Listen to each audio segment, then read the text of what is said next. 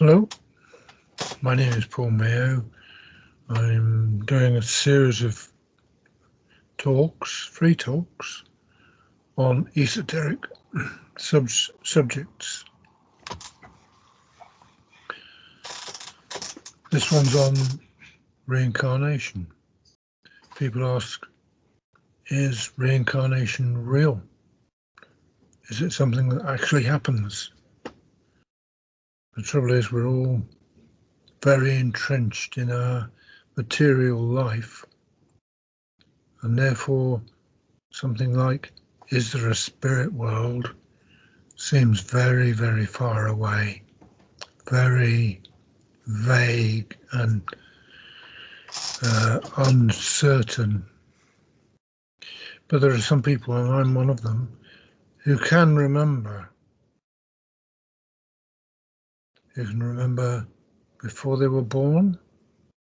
I can remember before I was even conceived. Who can remember past lives. So when I come across this attitude that, oh, it's all a lot of nonsense, all this reincarnation business, to me, it seems very strange indeed that some people could think like that. Clearly, they have no memory of any past life, and that in itself is strange to me.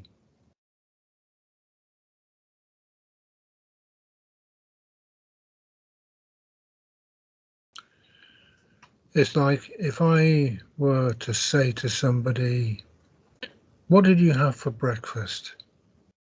They would say, oh, well, I just had the usual thing, toast and marmalade, a boiled egg, whatever.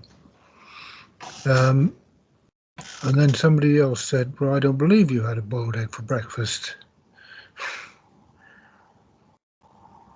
What's that about, What's belief got to do with it? This is the trouble. People put too much faith in their beliefs, and people who disbelieve are in exactly the same camp as people who believe. I never advise anybody to rely on beliefs, because if you believe something, you can be led by the nose by others who are unscrupulous. It happens.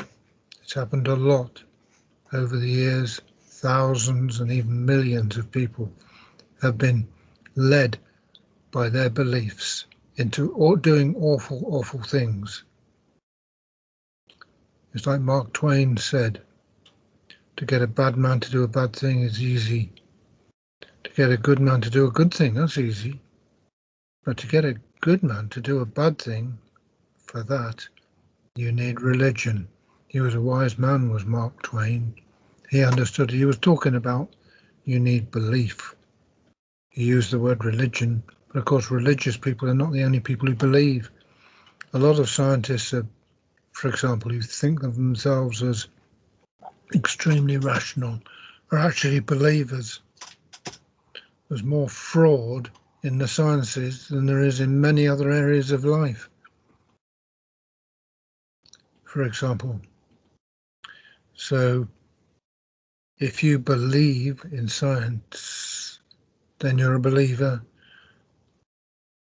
It's just the same as somebody who believes in a particular God as opposed to another God.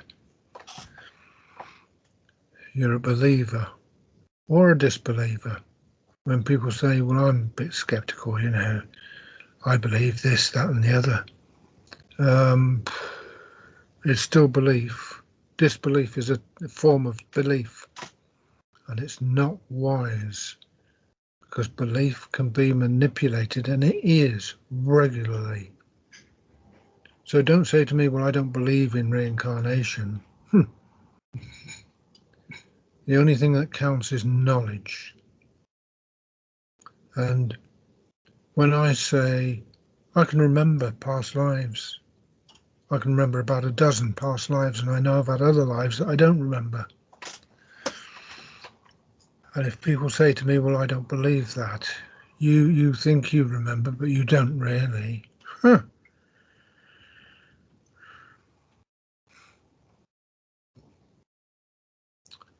It's very sad because they're relying on belief instead of knowledge. I rely on knowledge. I prefer knowledge. I prefer rationality. And just because a person is a scientist or a skeptic or something like that doesn't mean they're rational. There are an enormous number of skeptics who are utterly irrational, including people who are very elevated in the sciences. So I don't want to disrespect scientists generally, not at all. I admire them, I like their attitude, but when they start relying on belief, I don't. I think they're making a big mistake. So of course, because I can remember elements of past lives, and I know other people who remember me from past lives as well, to me it's obviously evident that we reincarnate. How do I know that? I remember it.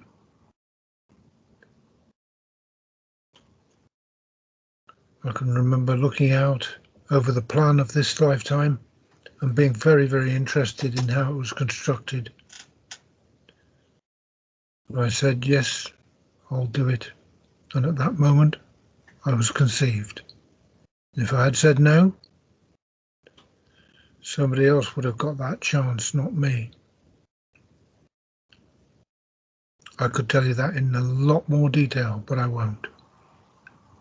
Because this is just a round robin type of, a roundup, I suppose, yeah, of the basics.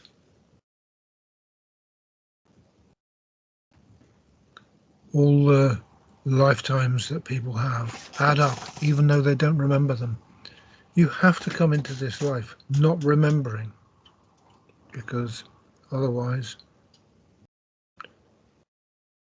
you'd be weighed down by all the things that have happened to you in other lifetimes. I mean, for example, think of all the millions of people that the Persians, the Greeks, and the Romans crucified. And in the Islamic world, there are even some fundamentalists who have done crucifixion of people they disapprove of in the last 20 or 30 years. It's happened, still happening. It's horrible. It's a nightmare way to die. It's a way of torturing somebody to death. It's really, really horrible. Every one of those people who die that way would have to reincarnate to come to terms with it and have a much easier life to follow.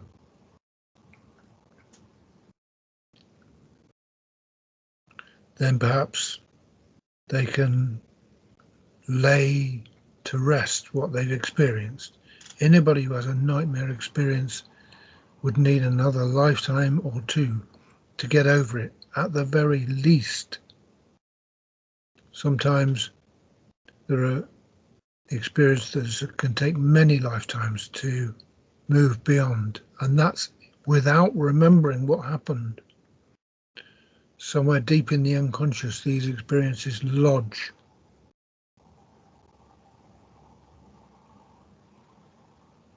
And when a person, for example, abuses their authority in one lifetime, they will come back to work through that. And obviously, this is all bound up with karma. If you have positive karma or negative karma, you are bound to it. You will never move beyond it until you've made reparation.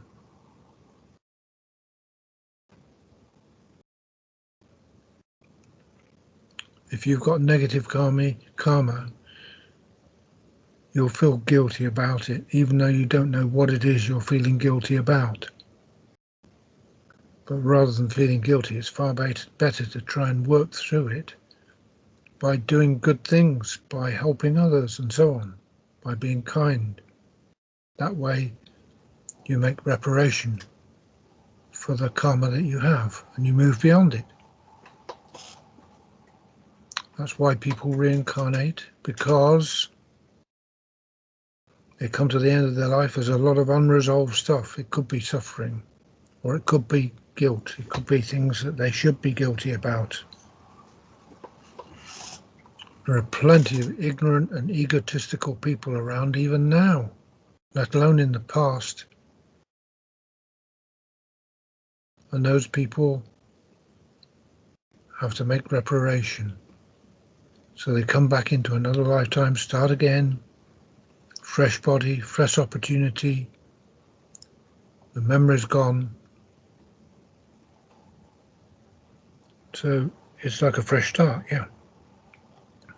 And hopefully they will be a better person in that lifetime, perhaps prodded by that deeply buried sense of guilt at what they did, or prodded by the awful things that happened to them in some past life, which they need to come to terms with, hopefully through love and understanding and positive qualities like that, showing that they can be forgiving of others and so on. So when people pass over at the end of a lifetime, they're still there. They move into a greater reality, and by that I mean it's more real.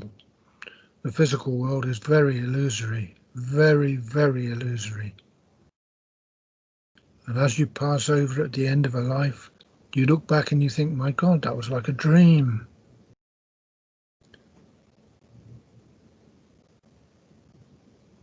And so it is. So you pass into reality, not out of it. Too many people think this material world is reality, and it really isn't. It is like a dream. But it's not until you see it with some perspective that you realize that. So you move into the greater reality, as it's often called, and you see the sins of omission and the sins of commission, as they say, with a clear view, an unexpurgated view. You look back on your life and you think, yeah, I got that right, got this right, got the other right, but I made a few little mistakes there. I'm going to have to do something about that. So there comes a point when you realize you're going to have to come back into incarnation, have another go. And that's exactly what happens. As you evolve spiritually, so the tests actually become a little harder. Even if you haven't done any harm, haven't done any wrong or anything like that, you might still accept quite a difficult lifetime in order to test yourself, in order to show yourself that you really have got the hang of it, of being a loving person, of being an unselfishly loving person.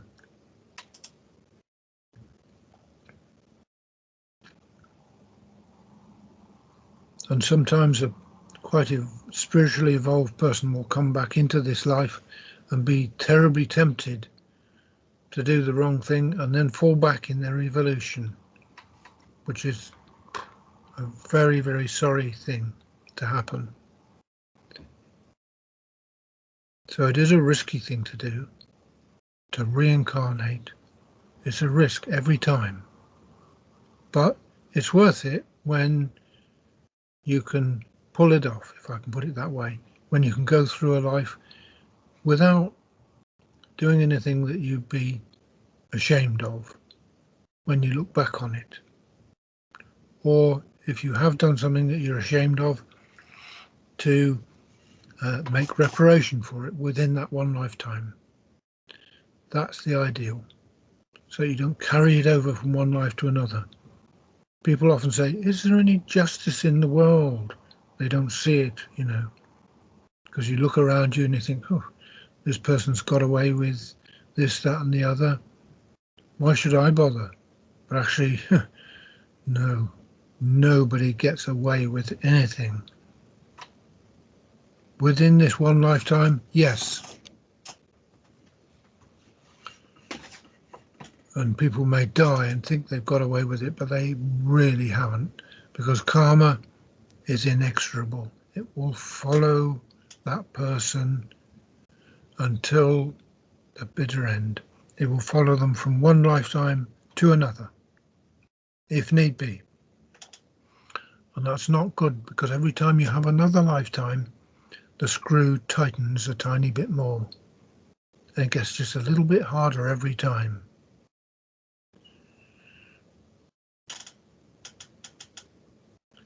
Violence towards oneself is just as bad as violence towards another person. Negativity towards oneself is just as bad as negativity towards another person. It's absolutely important, vital really, that one learns to respect oneself. So whatever I am, whatever you are, take it as it is. This is what I've got.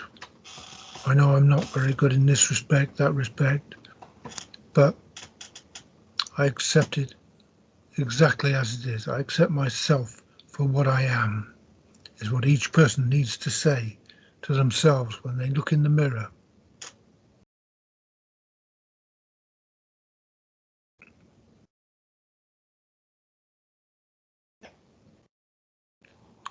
It's a big deal, this reincarnation business. It's not a little thing. It's taken very, very seriously. Jesus himself was on his second incarnation.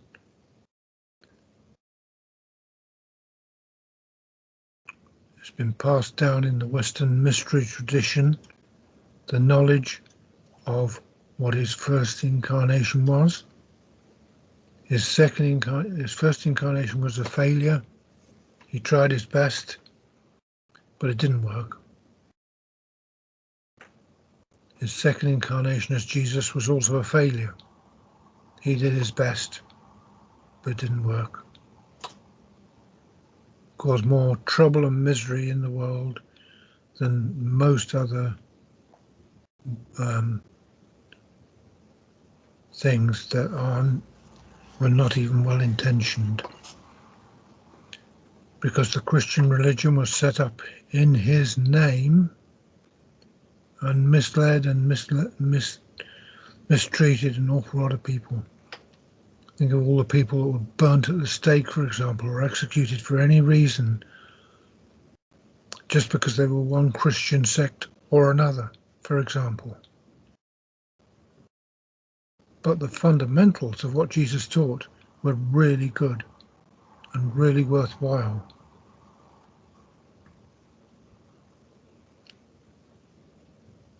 So that's why I would call myself a follower of Jesus. I try and live by the kind of values that Jesus recommended. He said, love God and love thy neighbour as thyself.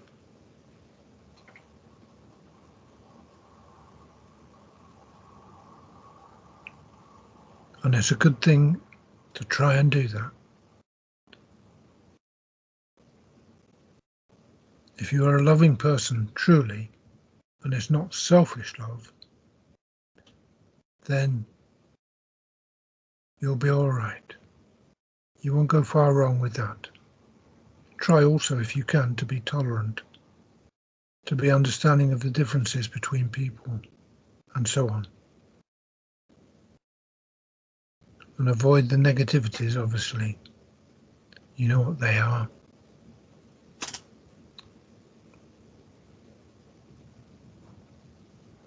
But a lot of people think that just because they are lascivious, for example, what some people call the sins of the flesh, just because they've got a few bad habits, whatever, as long as it's not violent or abusive or anything like that, then it's not a problem. So when you pass over, you won't look back and say, oh my God, I had such a lascivious lifetime. I was always after one new partner or another, or something like that. It's not that that's the problem. The problem is selfishness. If you're selfish, you will look back with regret. If you only thought of yourself and didn't consider others, you will regret it. But if you're a considerate person and compassionate and loving, then things like lasciviousness are not a problem.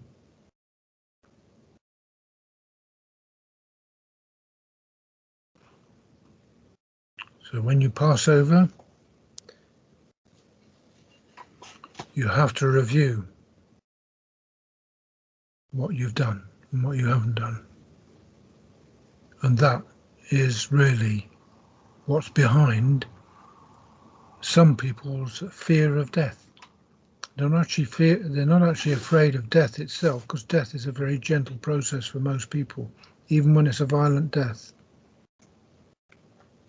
It's what comes after, which is having to look back at yourself and judge yourself. There is no judge who will sit in judgment over you. Only yourself. You will start to see what you've done and haven't done with an unexpurgated view. In other words, the cloth drops from your eyes, the cloth of the material world, the material life, which you've used to hide from yourself all through the years of your lifetime. Suddenly that's gone, and you can see everything in stark detail. And that can be a very bad experience for some people who've really been bad people, selfish and ignorant and so on, jealous and envious, and all those other awful things that some people get into. You see all that, and it's a nightmare experience. And some folks think when they pass over, that's what they're going to see. And that is why they're afraid of dying. So if you've always tried to be a good person, if you're a loving person, you're not a violent person, and so on, you won't have any trouble with that review of your life in retrospect. But it's real, I can assure you. It will happen. It'll happen to you. It'll happen to me. We all have to evaluate what we've done. Makes sense, doesn't it? Because even in the material world, you have to do that. You go through something and you think, right, what was the meaning of all that then? What was the purpose? Why did I get into that? Why did I have to do that job? Why did I have to get into that relationship? And so on. It's exactly the same in the next world, if you like to call it that, where you look back on your life and you think, well, that was a bit dumb, that was a bit, whatever. Mostly people are fairly happy with what they've accomplished. They tot all that up, and whatever it comes to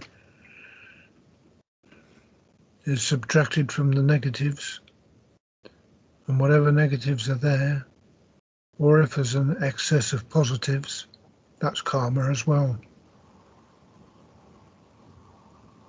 And that will decide whether you need another life in the material world or not. And of course, everybody in the end gets to the point where they look back and they say, well, actually, do you know what? I've learned as much as I can in that material world. I don't need that anymore.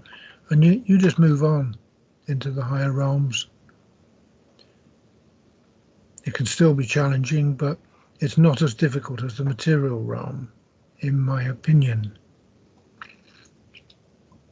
There's a way of looking at it anyway that describes it like that. So Why do people even come into the material realm if it's so difficult? The answer is that once you pass over, you're in a realm more of emotion, of mind, and so on. You will not find yourself in kind of mixed situation that people in material bodies find themselves in. It's like birds of a feather. Once you pass over, you flock together with others of like-minded and so on. You don't get the stresses, you don't get the huge problems that you get in the material world. Once you come into the material world, you're into a real mix-up of people, a ragtag mixture of people. They can be people who are far less evolved than you, more evolved than you, and that mixture is a wonderful thing for promoting spiritual growth. Because you can see people who are setting really good examples that are worth emulating, and you can see people who are setting really bad examples, and it crystallizes in your mind that you don't want to go that way. So the material world is like a hothouse for growing, developing souls. Some folks say, I don't even think I've got a soul. It's a very strange way of looking at it, because everybody is a soul. You haven't got a soul, you are a soul. What you have got is a material body. You're a soul with a material body that you're doing your best with, I'm sure. Or some people are doing their worst with, more's the pity. But they'll all come round to it in the end. To put it very simply, we've all come from God, and we're all going back to God. It's a kind of endless spiral. We're all heading in the direction of goodness, of radiant light. And those who turn their back on it are on a hiding to nothing. They won't get very far. They'll cause problems. It all enriches the Godhead in the end. So all is forgiven.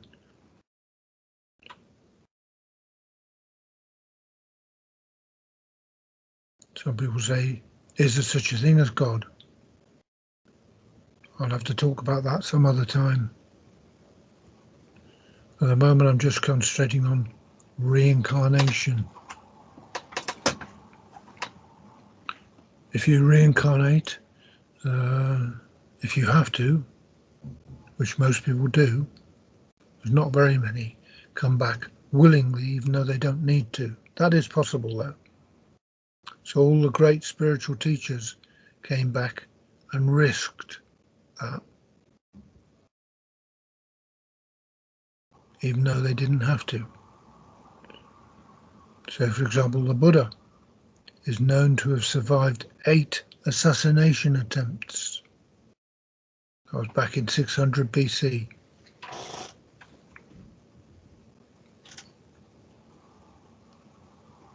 He put his body through tremendous challenges and could easily have died at many points.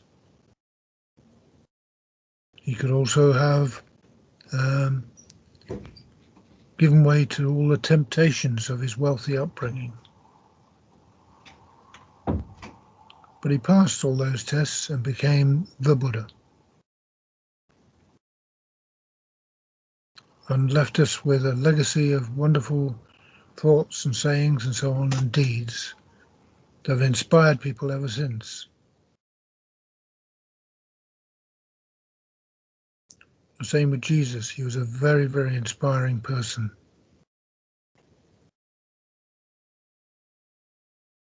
If I said to you, well, I remember Jesus,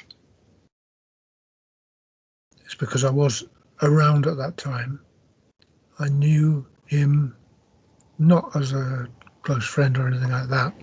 I knew him at something of a distance as a physical human being. And although in some respects he couldn't speak very well, he was a wonderful orator, and the light that radiated from him could be seen by the inner eye, and therefore people were fascinated by him. And of course he was a very, very powerful healer, even though he didn't make a big deal out of that, and could do extraordinary things that most scientifically minded people would say was impossible. There you go, he demonstrated those things many times, not in order to prove anything to anybody, but just in order to keep going in a very tricky situation. Because the Roman world was pretty much out of sympathy with him.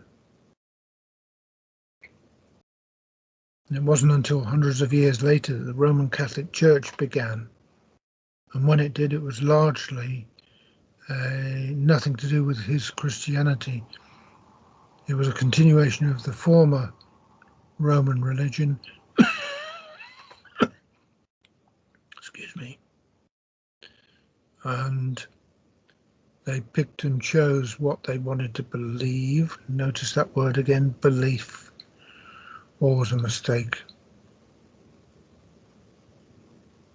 So therefore, after some hundreds of years after Jesus was born, they decided to exclude all of his teachings about reincarnation. Ask any priest, they will tell you Jesus did teach reincarnation. And if they don't know that, then they had an incredibly poor training as a priest.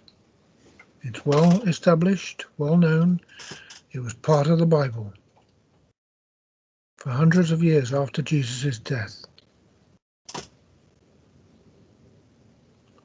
But the top people in Rome didn't like the idea of reincarnation, because it meant that one lifetime they could be the emperor, another lifetime they could be a slave. They didn't like that idea at all. They're very proud and egoistic people. So they knocked it out. They've done the world a huge disservice. Because if you look at all the countries that teach reincarnation, so you go to school and you learn about reincarnation, perhaps because your religion teaches it, those countries have lower crime rates than the countries who do not teach reincarnation. Basically because if people know they're going to have to come back and pay the price, if you like, for their misdeeds, they're more likely to control themselves and not do those misdeeds or even think them.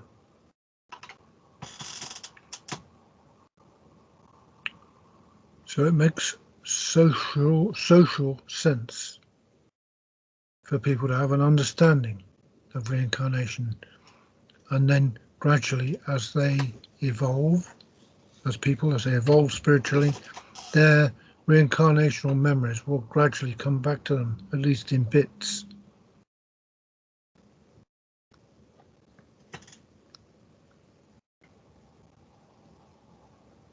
So yes, I remember a lifetime in bits at the time that Jesus Christ was a human being, physical human being.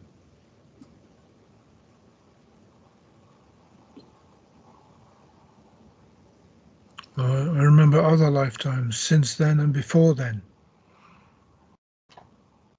So for example, I was a priest in ancient Egypt, even before ancient Egypt got going. And some people in this lifetime, though I've had no religious training whatsoever, still call me a priest.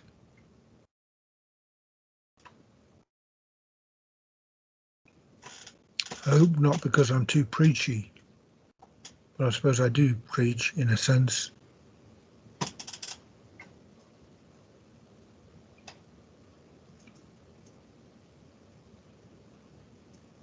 So reincarnation is a wonderful thing, and without it, there would be no justice. There isn't an awful lot of justice in the world, the material world, it's true. But there's another kind of justice that hangs over from one lifetime to another, and that justice will be done. It isn't a punishing kind of justice.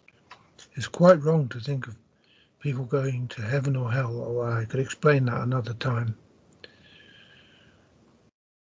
Because if people are punished, it's because they punish themselves.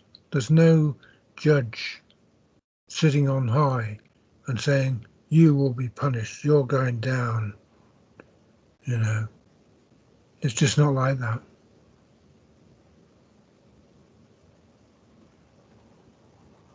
But there is karma, and karma ensures that you, if you have not resolved things, if you are not, what's the word, ameliorated your problems, if you have not resolved everything, worked through things, made some reparation for the things that you feel that you've done wrong, then you have to reincarnate, and every person comes to an understanding of that. So you spend a while in the heavenly realms, and that's also another concept I shall have to talk about another time. You do your evaluation at your leisure, or even sometimes as people are passing over they do it.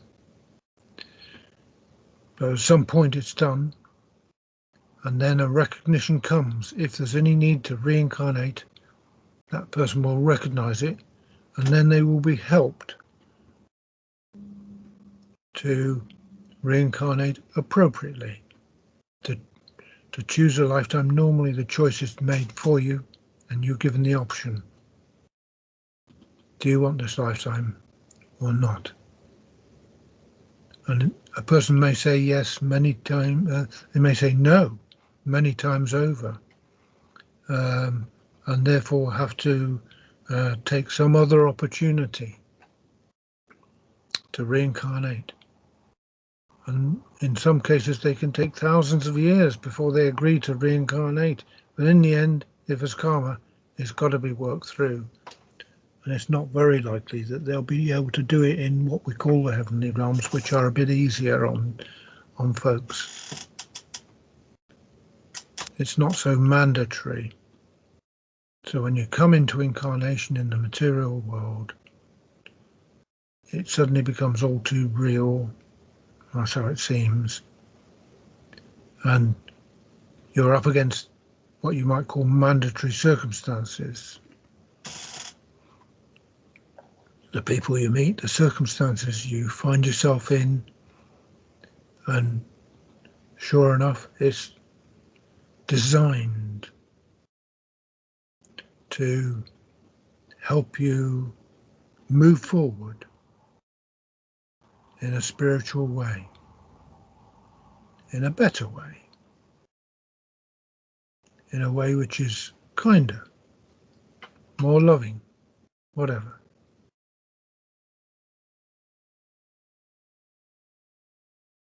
So people gradually move forward in their spiritual involvement, and that's the whole purpose of being here in this material life. While we're here, we can lose sight of that, but it's not a very wise thing to do. If we get too entrenched in the material world and its so-called pleasures and joys, then we may lose sight of what we're really here for, which is to learn. I've heard the material world described as kindergarten. Spiritually, it is kindergarten.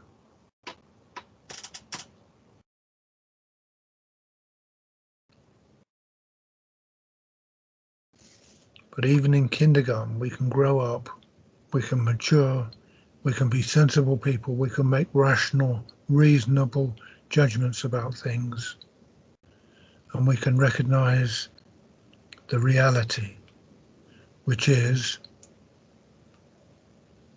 at some point, we have to reconcile everything.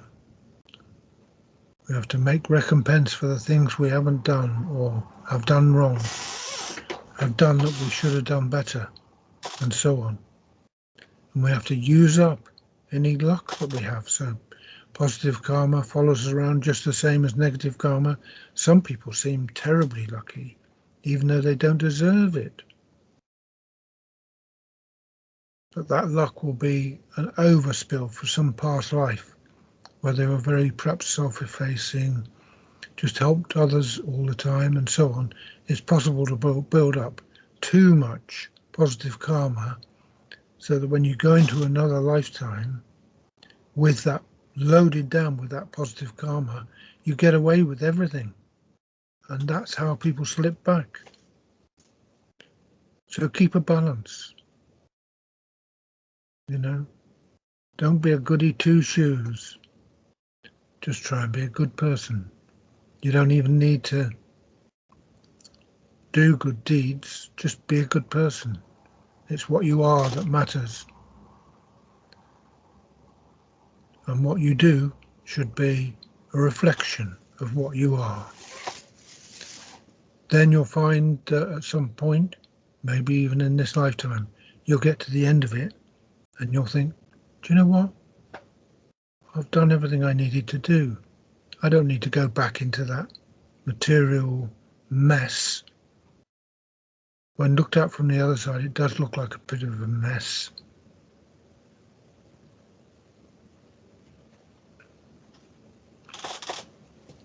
And then you can move on into higher things, into a brighter light, if you like, where there is greater and greater joy.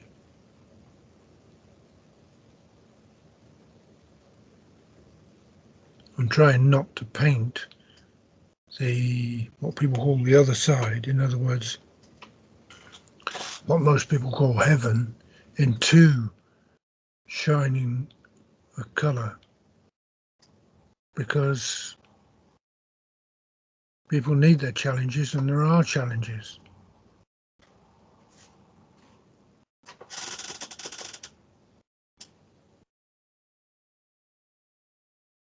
It's very, very hard to describe, even though I remember it.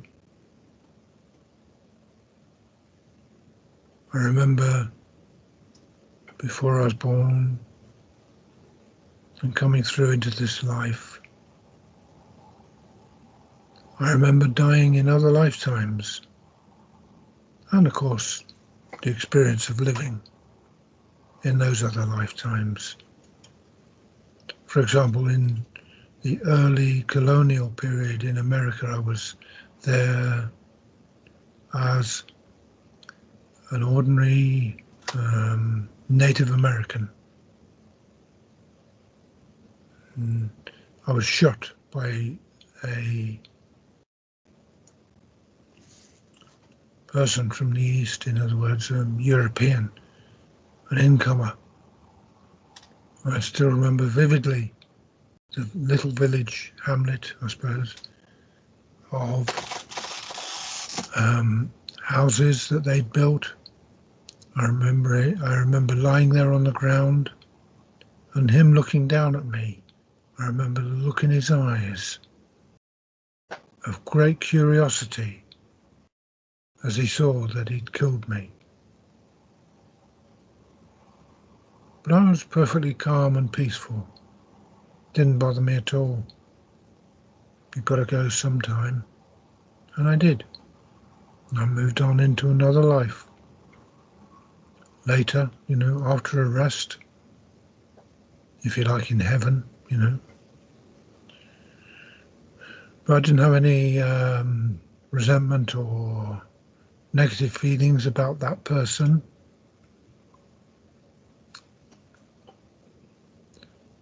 I then moved into another lifetime in England, I won't say anything about that. But it was good in many ways.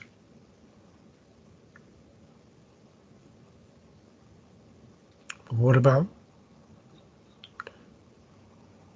1800 or so years ago, when I was a Celtic boy? My father, when I reached the age of 7, sold me to the local Roman,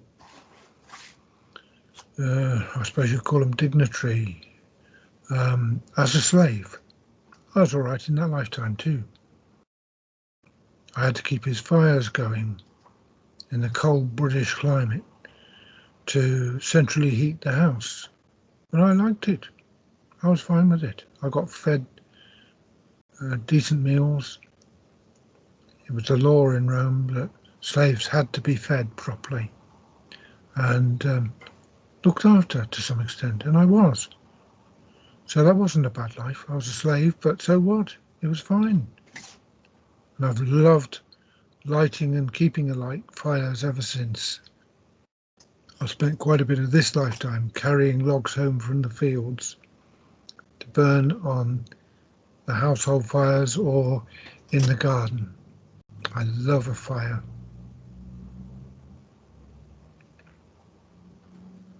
But I could go right back thousands and thousands of years to when I was a farmer in a country that has now completely disappeared. It isn't there, physically there anymore.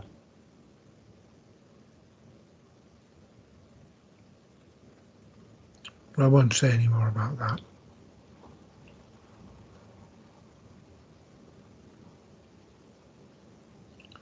So, reincarnation, no doubt in my mind, it occurs. How could I doubt it?